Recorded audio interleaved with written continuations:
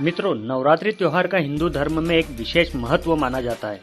नवरात्रि में 9 दिनों तक माता के विभिन्न रूपों की पूजा की जाती है। वैसे तो नवरात्रि का त्योहार पूरे भारत में ही मनाया जाता है, परंतु भारत के बंगाल क्षेत्र में नवरात्रि के त्योहार को विशेष रूप से मनाया जाता है। नवरात्रि में माता की प्रतिमा को विराजित करके 9 दिनों तक माता के 9 रूपों की पूजा की जाती है। इसके बाद 10वें दिन माता की प्रतिमा का धूमधाम से विसर्जन कर दिया जाता है। माता की प्रतिमा के निर्माण का कार्य भारत में नवरात्रि के कुछ महीने पहले से ही आरंभ कर दिया जाता है। विशेष कारीगरों द्वारा माता की प्रतिमा को सजाकर आकर्षक एवं जीवंत रूप दे दिया जाता है।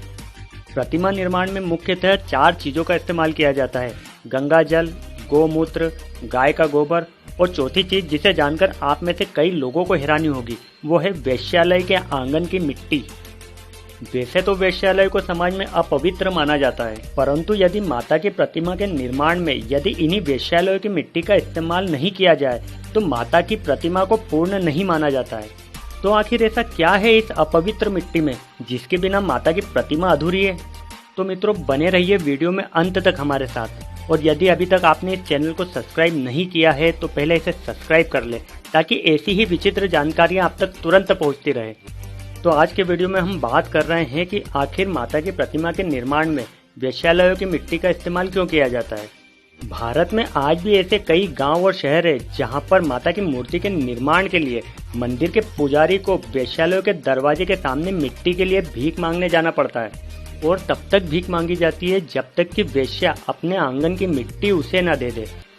ऐसा करने के पीछे एक मान्यता ये मानी जाती है कि एक समय पर बंगाल की एक वेश्या माँ दुर्गा की परम भक्त हुआ करती थी। वेश्यावृत्ति के कारण समाज के तिरस्कार के चलते वो महिला बहुत दुखी रहा करती थी, और इसी तिरस्कार से बचाने के लिए माता ने उसे दर्शन देकर ये वरदान दिया कि आज के बाद जब भी मेरी प्रतिमा का निर्माण किया जाएगा और प्रतिमा बनाने के लिए जिस मिट्टी का इस्तेमाल किया जाएगा वो मिट्टी वेश्यालयों की ही होगी, अन्यथा प्रतिमा को अपूर्ण माना जाएगा और इस मिट्टी के लिए भीख मांगने समाज के उच्च व्यक्ति को ही आना होगा। तब से ही मूर्ति का निर्माण करने के लिए मंदिरों के पुजारियों को मिट्टी के लिए वेश्यालयों में भीख मांगने जाना पड़ता है।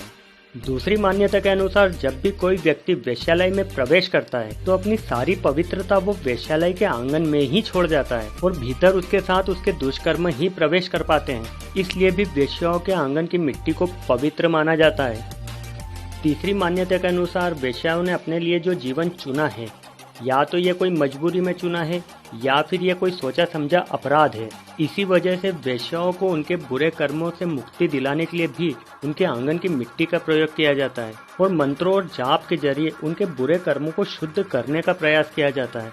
देखा जाए तो वेश्याओं को सामाजिक रूप से धुतकार दिया गया है, लेकिन इस त्योहार के सबसे मुख्य काम में उनकी ये बड़ी भूमिका उन्हें मुख्य धारा में शामिल करने का एक जरिया है।